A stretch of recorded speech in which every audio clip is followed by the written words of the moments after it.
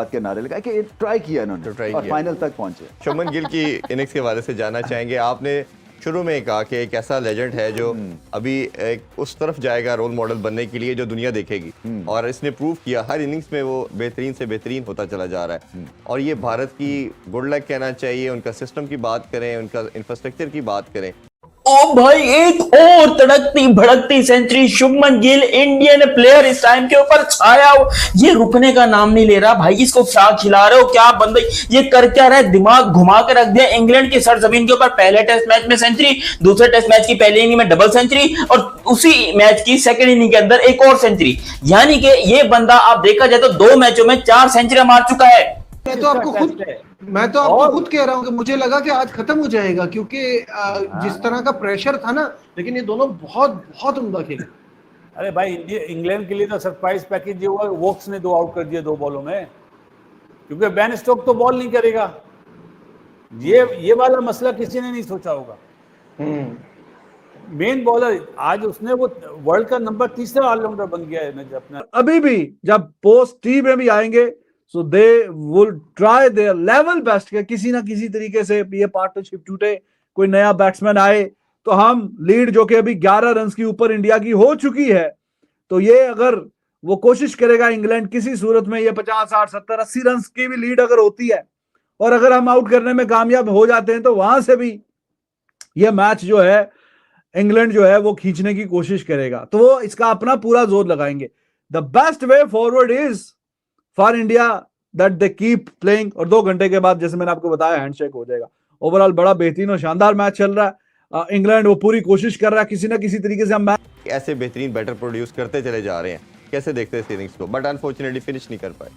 देखिए, इसलिए कि बाकियों ने हेल्प भी नहीं की, बट अपनी तरफ से पूरी कोशिश की। मैं समझ रहा था कि जिसमें एक नेचुरल टैलेंट एबिलिटी होती है, वो ऐसे लगता है जैसे उसके पास एक्स्ट्रा टाइम है। आप रोहित शर्मा को देख लें, इवन विराट कोहली को देख लें, आप बाबर आजम को देख लें, ये ऐसे प्लेयर्स हैं जो कि आपको पता चलता है कि ये बाकी जो है वो रश्ड होते हैं, ये नहीं होते हैं। ऐसे ही तो ये जो शुभमन गिल है ना, तो पहले तो ये इसमें वो लेजी एलिगेंस आप कह लें, या ये क्लासिकल बैटिंग करते हैं, और क्लासिकल बैटिंग में ये छक्का भी लगाते हैं, ऐसे ही पक्की शॉट खेलते हैं, चौका भी मारते हैं, सिंगल्स भी, और टेम्परामेंटली स्ट्रांग है। सो जब इनको ओरिजिनल क्लासिकल इनिंग्स खेलनी अलोंग द ग्राउंड, ये आपको वो करके देंगे। और मुश्किल वीडियो शुरू भी नहीं हुई थी, मैं राहुल को बोल रहा था यार केएल राहुल बहुत कमाल का बैट्समैन है, प्रॉपर बैट्समैन है, कोई ऐसी चीज नहीं है जो उसके अंदर कमी हो। आप एशियन कंडीशन में उसको खिलाओ, वो वहां पर आपको रन्स करके देगा, T20 में रन्स करेगा, ओडीआई में रन्स करेगा, टेस्ट में वो आपको रन्स करके देगा। Most underrated player. अगर आपने राहुल की बात किया तो इस टेस्ट सीरीज में जरा सुन लीजिए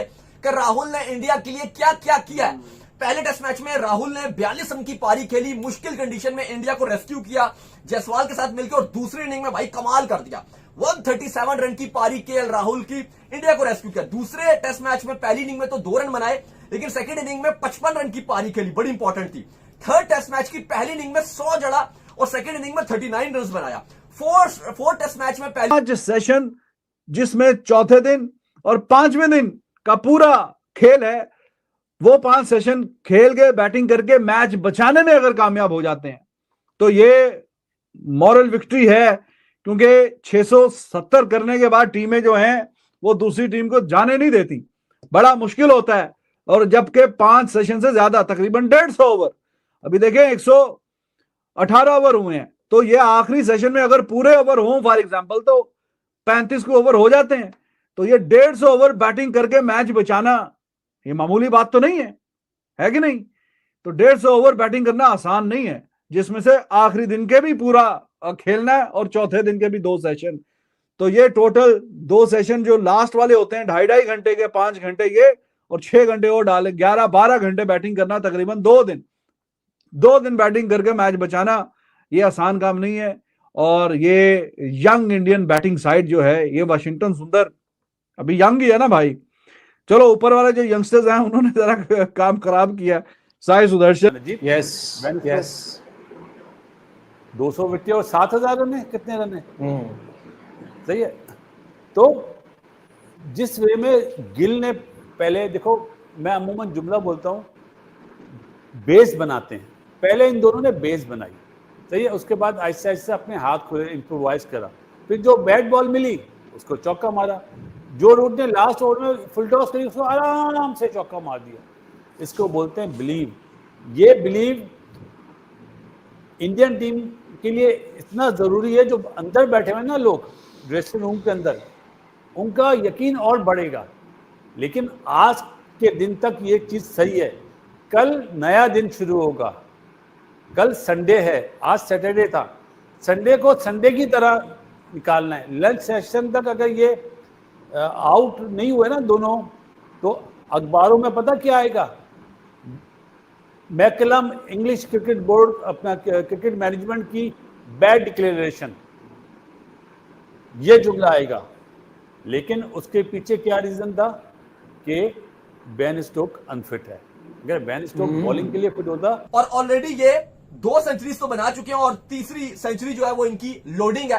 कमाल किस्म की इन्होंने परफॉर्मेंस दिखाई है। शुभमन गिल जो पहले 2 टेस्ट मैचेस थे उनमें आग उगल दी थी उनके बल्ले ने, फिर एक टेस्ट मैच के लिए खामोशी हुई और दोबारा से लग रहा है कि जो शुभमन गिल है वो बैक आ गए अपनी फॉर्म में और इंडिया के लिए उस टाइम रेस्क्यू किया है जब इंडिया को बहुत जरूरत थी ये टेस्ट मैच बचाना, ये सीरीज बचाना, क्योंकि स्टोक्स कमाल की कप्तानी कर रहे थे, स्टोक्स कमाल की बॉलिंग कर रहे हैं, कमाल की बैटिंग कर रहे हैं।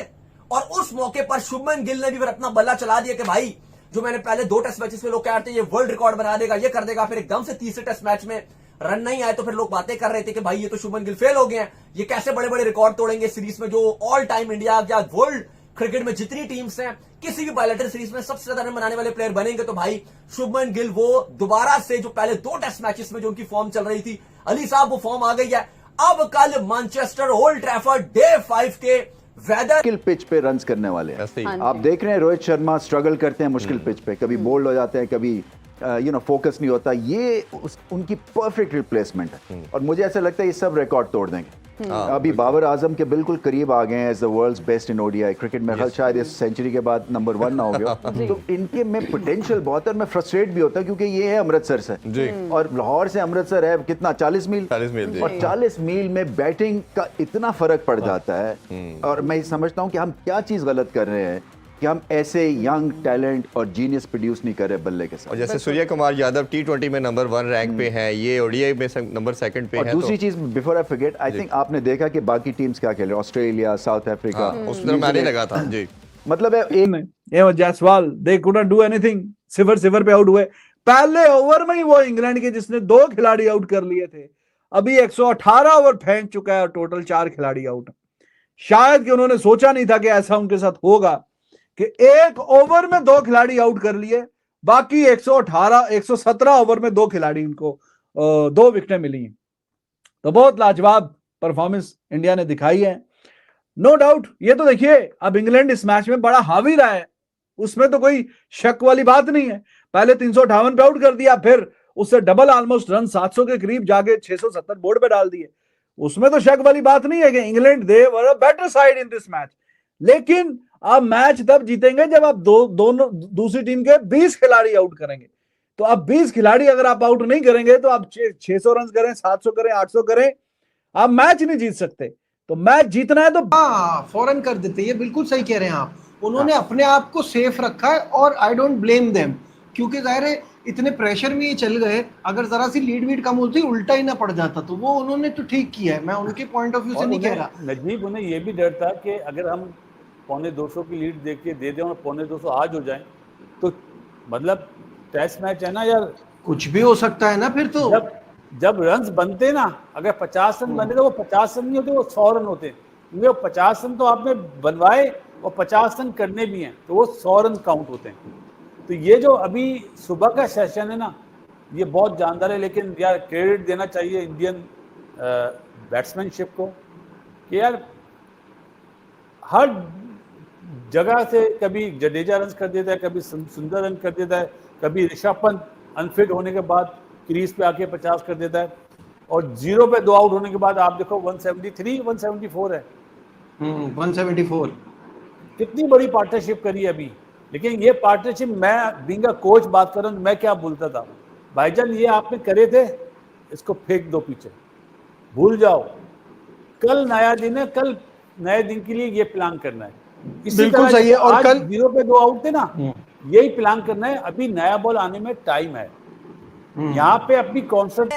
इससे पहले जो क्रिकेट का सबसे बड़ा टेस्ट मैच देखा जो इंडिया ने बचाया था, वो अगर आपको याद हो, इंडिया ऑस्ट्रेलिया का बॉर्डर गावस्कर ट्रॉफी में पिछले से पिछले वाली जो सीरीज थी, अश्विन ने जिस तरह से कमाल किया था, कमर में दर्द था, हनुमा विहारी ने जो किया था, पंच का जो कैमियो होता, क्योंकि हमें याद है कि रिकी पॉन्टिंग एक चैनल 9 पे बैठे हुए थे जो ब्रॉडकास्टिंग भी कर रहा था, उन्होंने कहा था कि इंडिया लंच पे इस मैच को खत्म कर देगा। और हमने वो देखा कि किस तरह से जब पंच की पारी के बाद, लंच के बाद हमने देखा कि ऑस्ट्रेलिया वो टेस्ट मैच ड्रॉ की तरफ जा रहा था। चूंकि अश्विन भी अनफिट हो गए थे, हनुमा विहारी भाग नहीं सकते थे, इसलिए हमने देखा कि वो टेस्ट मैच ड्रॉ की तरफ गया, वरना इंडिया शायद वो टेस्ट मैच जीत नहीं सकता था। तो वो भी बड़ा एक टेस्ट मैच था कि ड्रॉ पे लोग इतना एक आपको। लेकिन वो जो थोड़ी सी इन्होंने अजीब सी क्रिकेट खेली थी, उसकी वजह से मैच रुक गया। तो अब ये जो सेशन है ये क्रूशियल है। Indian batters they have done wonderfully well, लेकिन job is not done yet. अभी भी ये 1.5 घंटा 1 घंटा 40 मिनट इनको मजीद बैटिंग करनी पड़ेगी in order to save this match. अगर ये नहीं कर पाते तो फिर अभी भी खतरात हैं। तो जिस पोजीशन पे ये हैं वो मोस्ट लाइकली ऐसा ये कर जाएंगे, ड्रॉ कर जाएंगे। बड़ा स्ट्रॉन्ग अब यहाँ पे लग रहा है हिसाब ड्रॉ का, लेकिन जो मैं आपसे बात कर रहा हूं वो पता की बात है, क्योंकि खतरा अभी टला नहीं है। विकेट जब आपको पता है कि पार्टनरशिप गिरती, विंडो बनती है, एक विकेट गिरता है तो फिर बाकी विकेटें। गिल और जडेजा की तूफानी शतक देख पाकिस्तानी मीडिया का होश उड़ गया है। पाकिस्तानी मीडिया जश्न मना रहा था कि अब तो भारत हार जाएगा इंग्लैंड से टेस्ट सीरीज, मगर भारतीय प्लेयर ने जिस प्रकार कमबैक किया, पाकिस्तानियों का होश उड़ गया।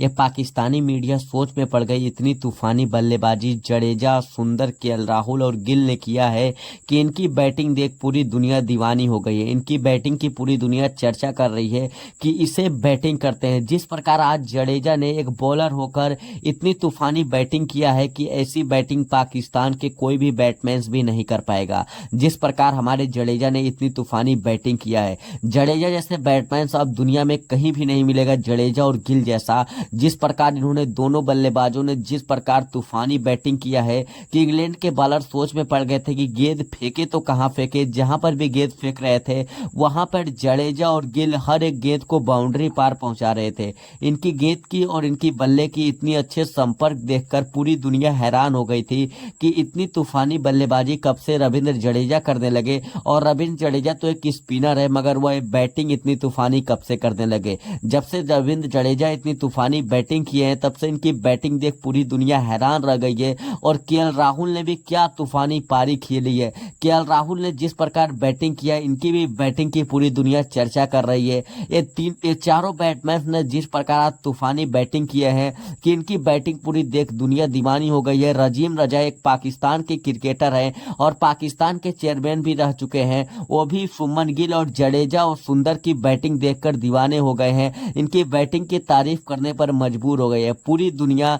इनकी बैटिंग, इंडिया टीम की जिस प्रकार ने बैटिंग किया है, इनकी बैटिंग की पूरी दुनिया दीवानी हो गई है। इसे कहते हैं बैटिंग। इसे कहते हैं कि किस प्रकार बैटिंग किया जाता है। यह पाकिस्तान की मीडिया बोलती है हमारी टीम बहुत ही अच्छी टीम है। तुम पाकिस्तानी भिखारियों हमारी टीम को देख लो और हमारी टीम की बल्लेबाजी की देख लो। तुम्हारे पाकिस्तान में ऐसे बल्लेबाज पूरे जीवन भर 100 साल लग जाएंगे, तभी भी पाकिस्तान में कभी भी ऐसे बल्लेबाज नहीं मिलेंगे। रविंद्र जैसा बल्लेबाज तो कभी जिंदगी में पाकिस्तान को नहीं मिलेगा।